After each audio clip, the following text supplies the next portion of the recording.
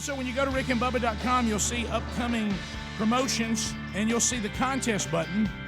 Here's an opportunity for you to have VIP privileges all weekend long next week as the Sprint Cup Series and the AMP Energy 500 makes its way to the Talladega Super Speedway.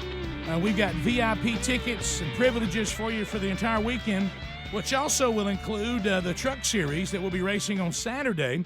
You'll get garage passes to that as well. You'll be in Victory Lane with the winner, so you can find out all that. Of course, that's part of the Camping World Truck Series, and we have one of the drivers that will be driving in the Truck Series, and he's got a pretty familiar last name, and that's Jeffrey Earnhardt. Jeffrey, welcome to the Rick and Bubba Show. How are you? Pretty good. How about y'all?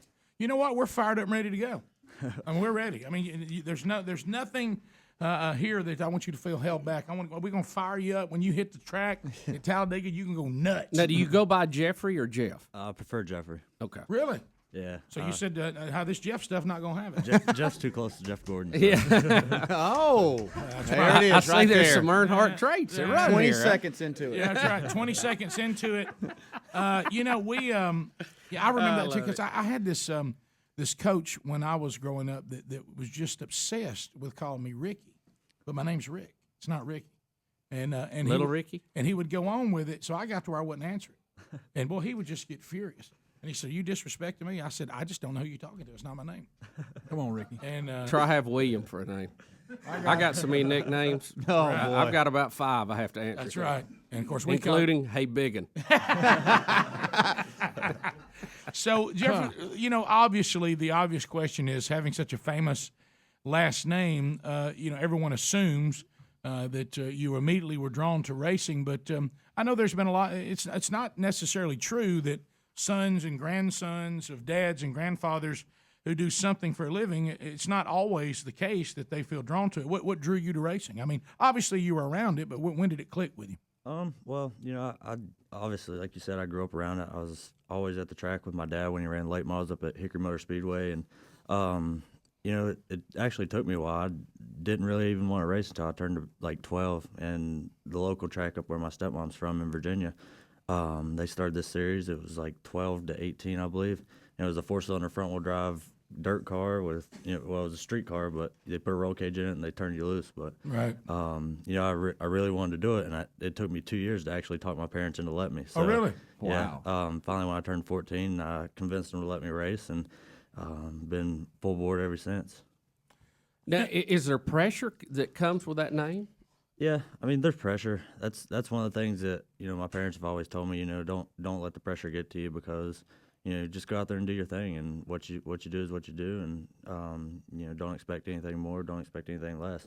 So that's what I've been doing. I think I've done a pretty decent job of handling the pressure. Like you said, it's a big last name to carry, and you just gotta go out there and remember that you're doing your thing and you're learning it just like everyone else does. Well, it sounds like that your dad and your stepmom and the people who were raising you have done a good job, because the public's going to do what they're going to do. There's nothing you can do about that. Where the rub usually is how do the parents treat it? Are they pushing? And it sounds like to me that your dad's been over the top to try to make sure you understood that this was your decision, your call, not something that you felt obligated to do just because of your last name. Yeah, I mean, they didn't try to pressure me into racing at all, and it was something I wanted to do. Like you said, I grew up around it. It's kind of hard not to want to do it. It's something I love. I have a huge passion for racing, and ever since I started, it's been pretty big for me. And I've had up and down moments, but obviously we're on a run right now. We're going to hopefully run all the way to the top with it. Jeffrey, when you decided to get into this, let me ask you this: how much of racing is a learned skill versus just that instinct that you have to have? Obviously, you have some of both, but how much of it can you learn? How much do you just have to have that little magic in you that to go high at a certain moment that really there's no chart for that? I guess I don't really see it as much because I'm the driver, and I feel like I've kind of learned everything. But a lot of people say there is a lot that certain people have that others don't, and like there's so much to learn in racing. It's a never-ending learning curve. You learn something 100 years from now, I could still be learning. You know, there's just you never can know enough, and you know, I guess that's pretty much like anything else. You know, you're always learning. There's always something new coming out. There's, you know, especially NASCAR changing rules all the time. There's different stuff you're learning, different stuff you're having to get used to, and It's kind of like the NFL. Yeah, really. And most of it not making sense. Yeah, But but and maybe this is something I know. Sorry, that, Freddie. And Nick, how do you say your last name? Is it Rorick? Rorik, yes. Rorick. I know you're the manager. I think Bubba's question, it made me more difficult for Jeffrey to answer too, and I know what he's talking about. You know, our family football was our business, so I was around that all my life. And every now and then you would see a linebacker, a running back, an offensive line, whatever, do something, and they would look at you and say, you can't coach that. Right, that's just instinct right there. They knew what they to do. dropped into a place that the pass was going that we quite frankly never taught them to. They just drifted there naturally. Yeah.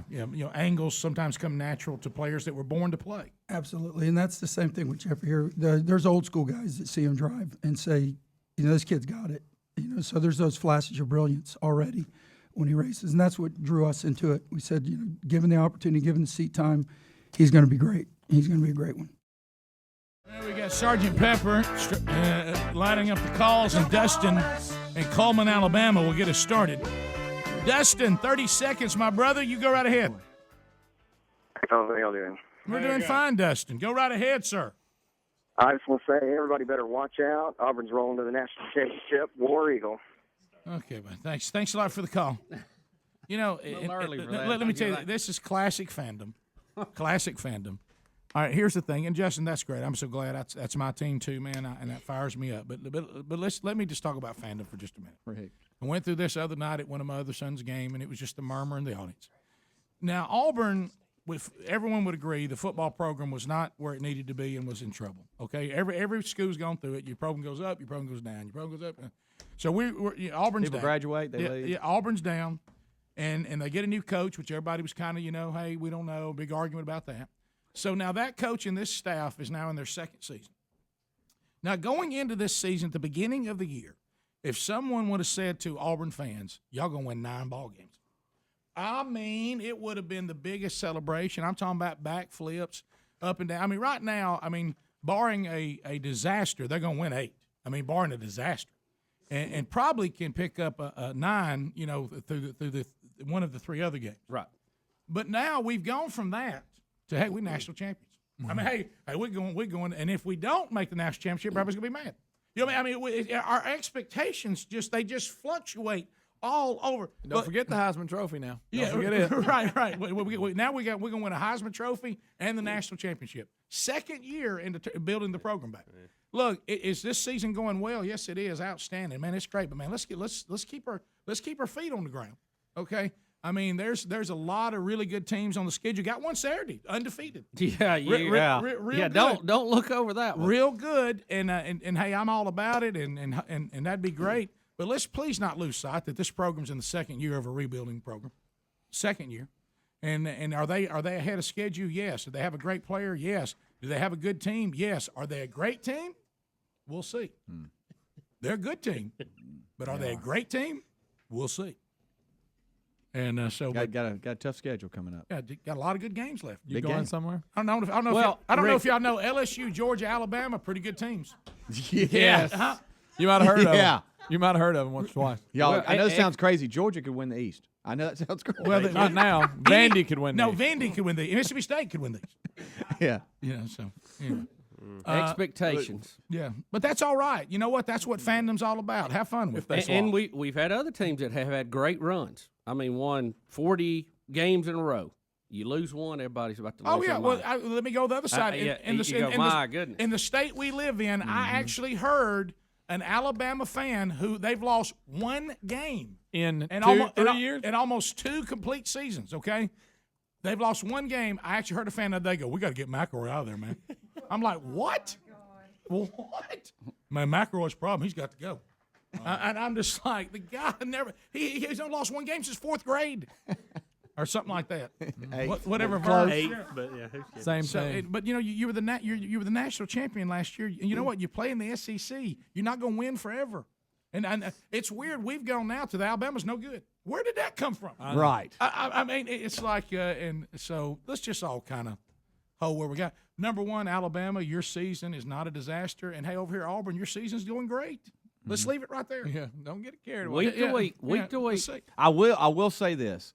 It would be nice if we get to an Iron Bowl, just for my enjoyment, and you've got an undefeated Auburn and a 10 whatever it is, just a 1-loss Alabama, and both of them fighting to get to Atlanta for the SEC championship. That'd be great.